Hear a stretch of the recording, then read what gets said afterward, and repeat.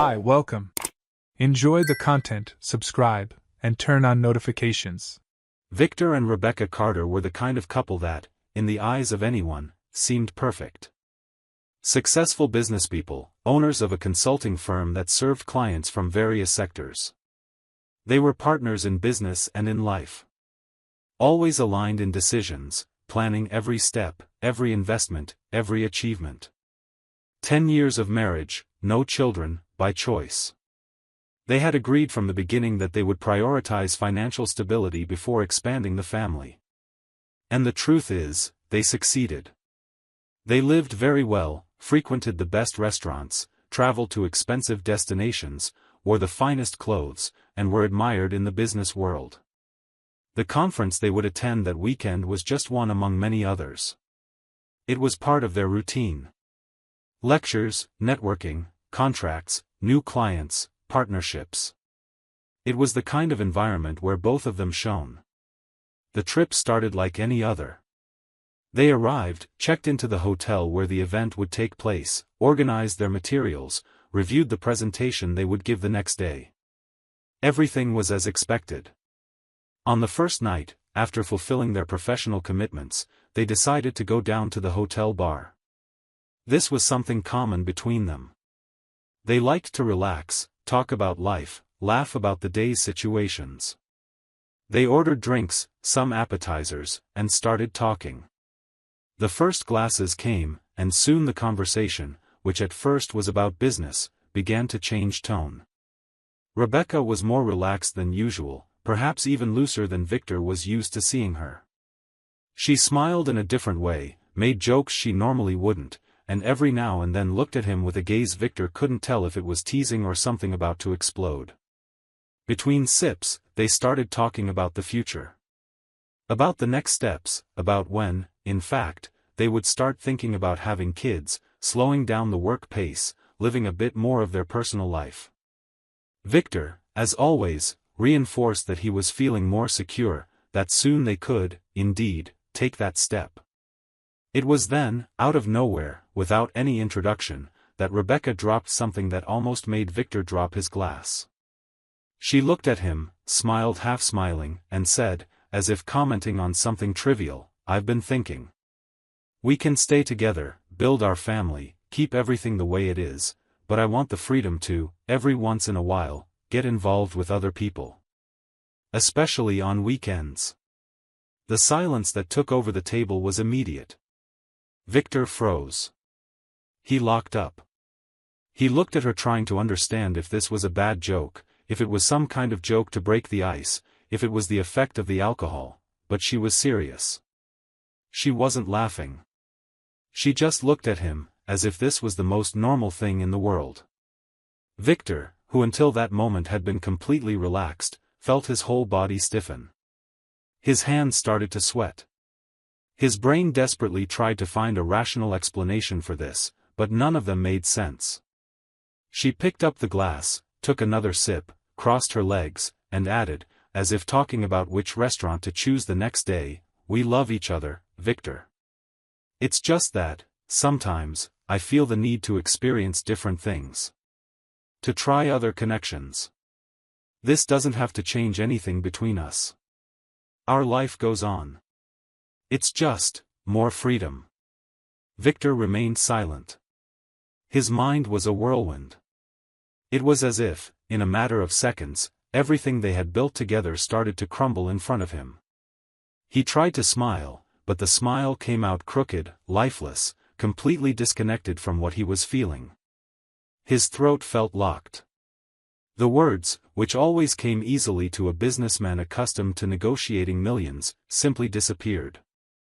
As he tried to process that absurdity, Rebecca remained calm, as if she were merely stating a legitimate need, something that, in her mind, shouldn't be cause for scandal. And perhaps that was what scared him the most. The coldness. The naturalness with which she spoke about it. He expected anything from her, except that. Victor looked at the glass, looked at his hands, looked at her, and for a moment, he wondered if all this was really happening or if it was the effect of the drink, the fatigue, the stress. He wanted to believe it was just that. That soon she would laugh, say it was a silly joke, that she was just testing his reaction. But the minutes passed, and that half-smile, that serious look, that absolutely confident tone of voice made it clear that it wasn't a joke. The rest of that night was strange. Tense. They went up to the room, lay down, but Victor couldn't sleep properly. He tossed and turned, staring at the ceiling, trying to understand at what point the woman he chose to spend his life with started to desire a parallel life. And as much as he tried to find a justification, the only question hammering in his head was, why? The next morning, Victor woke up earlier than usual. His mind felt heavy, as if he had spent the whole night fighting against a million thoughts racing through his head. Rebecca was still sleeping, turned to the side, as if absolutely nothing had happened the night before. He stayed there for a few minutes observing, trying to figure out if all this had really happened or if it was just the result of too much drinking mixed with the exhaustion of the trip. While getting dressed, he took a deep breath and decided that this needed to be clarified.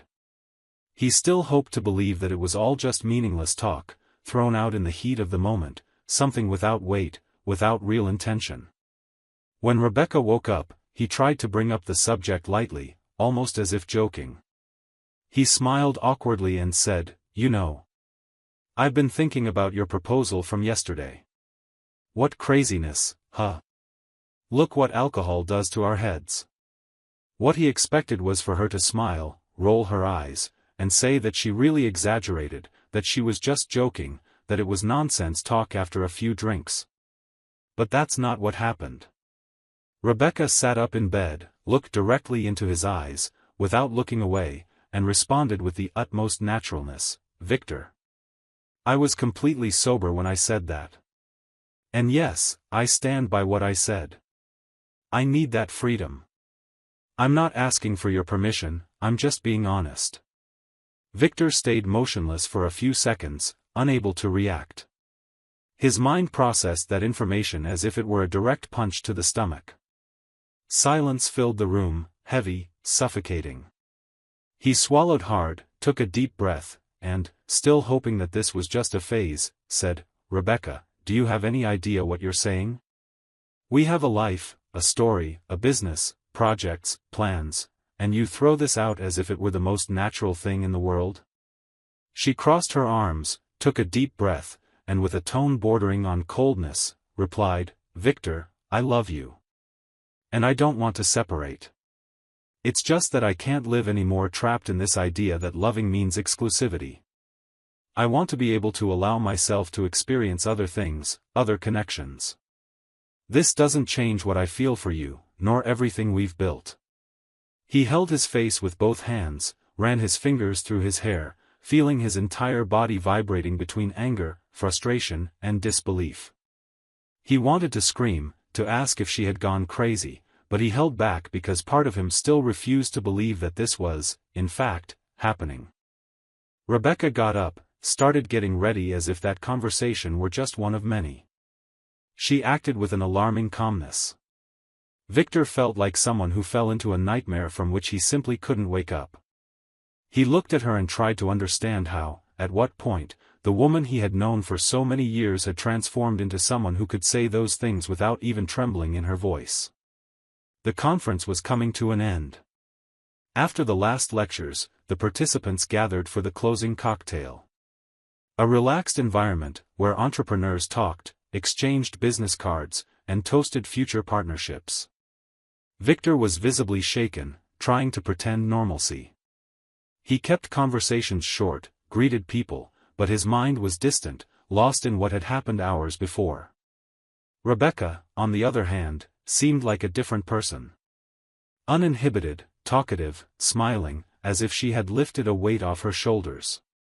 During the cocktail, she moved away from him, went to talk to some acquaintances, walked from table to table, circulating. Victor, from a distance, observed everything, just following her movements, without much interest, without much patience. At one point, she returned to him with a glass in hand, laughing, and before he could say anything, she dropped a sentence that made his stomach freeze. "I think now it doesn't matter if I tell you. After all, since I've already said everything I feel, there's no point in hiding. I'm already seeing someone. I met them at the gym a few months ago. The ground simply disappeared beneath Victor's feet. His blood rushed, his face got hot, his hands trembled. A mix of shock, anger, and disbelief took over him. You're kidding with me, right? Tell me it's a lie. Tell me you're just trying to provoke me, that this is just to test me, he said, his voice almost failing. Rebecca held his gaze firmly. Victor, this has nothing to do with you. I care about you, I love our life together, but I also want to live other things. And I have. And I want to keep living. By this point, any trace of control he had simply evaporated. There was no scene, no public argument, no need for it. Just a look. A look that said everything. He stared at her as if looking at a stranger on the street. Without words. Without strength. Without exchanging another word, he turned around, left the glass on the table, and walked away from the cocktail. Rebecca didn't even try to stop him. She just stood there, watching, as if she knew exactly what she had done but didn't regret it. They left the event in absolute silence. Each walking side by side, but as distant as two complete strangers. They got into the car, and during the entire ride back, no words were spoken. Only the sound of the engine filled that deafening void. As soon as they got home, Victor opened the door, let Rebecca in, and without even exchanging glances, walked straight to the office. There was no room for discussion, explanations, or any kind of justification. Right there, at that exact moment, he already knew exactly what he would do. And that's exactly what he did. Victor didn't waste time. The next morning, before even having breakfast, he was already on the phone with his trusted lawyer. The decision was made. The divorce would be immediate, no turning back, no emotional negotiation, no space for attempts to reverse the situation. He simply communicated what he had decided, gave the necessary instructions, and asked for the papers to be prepared urgently. While the lawyer handled the formalities, Victor spent the following days taking care of the practical details. He separated documents, analyzed accounts, listed assets, reviewed contracts. Everything needed to be perfectly aligned. The pain was immense, the shock still pulsed in his chest, but he knew he couldn't let himself sink into that feeling. The priority now was to protect his life, his assets, and his future. During the process, it became clear to him that the relationship, in fact, had ended long before that trip. He just hadn't realized it. He began to see clearly situations he had previously ignored. Small actions, empty looks, distances disguised as tiredness. It all made sense now. And as painful as it was, it brought a kind of liberation. The divorce went through quickly, without major obstacles. He gave up some things to speed up the process. He wanted to get rid of it as soon as possible. While Rebecca seemed to believe she was starting an incredible new phase of her life, Victor focused on rebuilding himself. He decided to sell his share of the company they founded together, left that environment where everything reminded him of her, and went after a fresh start, a new beginning without any remnants of that past. And that's exactly what he did. He invested in the real estate market, something he had always admired but never had the courage to fully dive into. He bought some plots of land, bet on renovations of old properties, sought out new partners, met new people, surrounded himself with people who vibrated on the same frequency. And gradually, the fruits began to appear. The first sales came, profits started to grow, and without realizing it, Victor found himself building a much more solid, profitable, and, above all, lighter company. In this new cycle, life also brought surprises. He met Natalie, a woman with completely different energy. A partner, a friend, a companion in every sense. She didn't enter his life to fill a void, she entered to add. Together they built a true relationship based on respect, complicity, and genuine love. The years flew by. When Victor realized it, he was already the father of 3 girls, who became his greatest reason for living. Every one of their smiles was a daily reminder that everything he had lived through, as bad as it may have been, had a purpose. And that man who, 7 years ago, felt shattered, was now whole, complete, fulfilled. It was at a business event, organized by a real estate sector association, that something unexpected happened. While talking to some investors, Victor noticed, from afar, a familiar face. That image made his whole body react immediately, as if he had received an electric shock.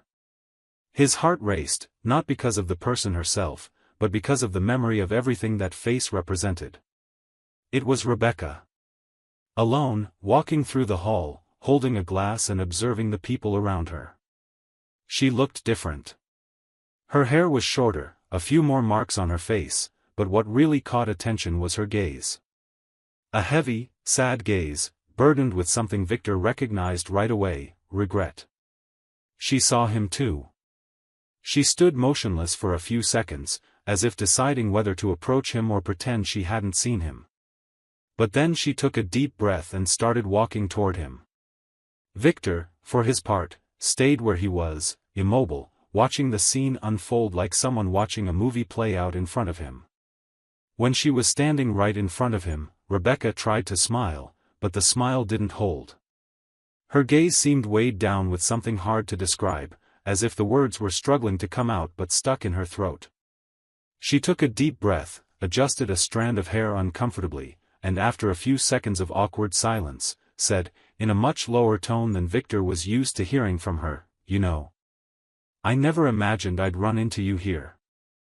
She averted her eyes for a few seconds, as if gathering courage, and looked at him again. "You're doing well. I can see it. You're really doing well." She tried to smile again, but her eyes betrayed everything her mouth didn't have the courage to admit. There was a mix of admiration, sadness, and maybe even a hint of shame hidden there. Victor just nodded slightly, simply, without much effort, as if he didn't want to extend the encounter longer than necessary.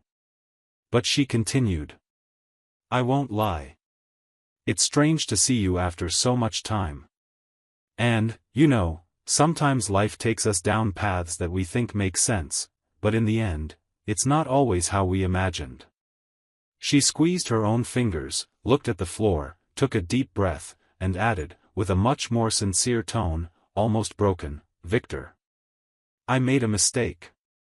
I thought I had everything under control, that I knew exactly what I was doing, that kind of freedom would make me happy. And, it didn't quite turn out that way." She stayed silent for a few seconds, seemingly choosing her words carefully. "I'm not here to ask you for anything, nor to justify anything. I just thought, maybe it would be fair for you to know, that not everything turned out the way I imagined." Rebecca blinked several times, trying to hold back the tears that insisted on forming. "Life taught me, the hard way." Victor kept his gaze fixed on her. And in that moment, he realized that it no longer hurt him, didn't wound him, didn't bring any kind of pain. It was just, the past. He simply responded, with all the serenity of someone who had closed that chapter a long time ago, "I sincerely hope you found what you were looking for. And if you haven't found it yet, I hope you do." She took a deep breath, lightly shook her head, as if understanding what he meant, and took 2 steps back, giving a sad smile. Victor just nodded, turned around, and went on his way, without looking back. Because those who keep looking back, rarely see what's ahead. As Victor walked away from her at that event, Rebecca stood there, motionless, watching him disappear among the crowd, and her mind immediately began to revisit the last 7 years of her own life, as if her memory decided to throw everything she had tried to pretend didn't hurt right in her face. After the divorce, Rebecca moved forward just as she always believed she would. She was an intelligent woman, extremely competent and determined. Her career soared even higher. She opened her own consulting firm, expanded her business, closed multi-million-dollar deals, grew, traveled, achieved everything she wanted. And if anyone looked from the outside, they would say she was the picture of success. She threw herself into that lifestyle she believed was missing to be truly happy. The freedom to do whatever she wanted, to not answer to anyone, to live intensely, without being tied to commitments, without demands, without emotional responsibilities. She met a lot of people, many partners, many different experiences. And at first, it seemed incredible. That feeling of being in control of her own life, of being desired, of being sought after, of being absolutely in charge. In the first few years, everything made sense. There were trips, parties, dinners, short-term relationships, casual encounters, people coming and going in and out of her life as if it were an endless cycle. She laughed, toasted, had fun. She felt free, powerful, invincible. Her bank account only grew, her assets multiplied, invitations came from everywhere. She was the center of attention wherever she went. But slowly, what seemed exciting began to lose its shine. Conversations became superficial, meetings felt empty, and the connections, if you could call them that, were just momentary exchanges, where no one really cared about anyone else. And that's when Rebecca began to notice a pattern. People weren't approaching her, they were approaching what she represented. The money, the benefits, the access, the status. At first, she pretended she didn't care. She told herself that was just how it was, that it was the price of freedom, that love, connection, those things were outdated romantic illusions. But as the years passed, that sense of control started to give way to a void that seemed to grow every day. She woke up in silk sheets but with a loneliness that seemed to scream inside her. She had cars, properties, trips, but none of these things filled what, deep down, she avoided facing. And that void became even crueler the day she, by accident, while scrolling through social media, came across a photo of Victor. He was with a woman, smiling. In his arms, a little girl. In the caption, something simple, but that hurt more than any punch, my reason for living. She clicked on the profile. More photos. Victor playing with 3 daughters, birthdays, family trips, simple outings, sincere smiles. And each image seemed to scream in her mind a question she had avoided asking until then: what have I done? She spent hours staring at those pictures, scrolling through the feed, reading the captions, observing every detail, every expression. And for the first time, she felt a regret so deep it seemed to suffocate her. She remembered everything she had given up, everything she had dismissed, everything she had thrown away in the name of a freedom that, in the end, never really existed. After that day, this regret never left her. The void, which before she could ignore with distractions, now consumed everything. And ironically, the richer she got, the more successful she became, the lonelier she felt. She began to clearly see that the people around her were there only out of interest, for the fancy dinners, the trips, the gifts, for what she could offer, not for who she really was. And carrying all this in her chest, on that day, as she entered that event, she spotted Victor. Seeing him there, fulfilled, smiling, surrounded by people who clearly admired and respected him, felt like taking a punch in the gut. A mix of nostalgia, sadness, regret, and a cruel realization: he moved on, and built exactly the life that, one day, I threw away. And even knowing there was no way to turn back time, she needed at least the chance to say, that today she understands. And that was exactly what gave her the courage to walk up to him, and start that conversation that, in truth, she had rehearsed in her mind for years but never imagined she would ever have the chance to have. Thank you for watching the video. If you enjoyed it, don't forget to subscribe to the channel and turn on notifications so you won't miss any updates. See you next time.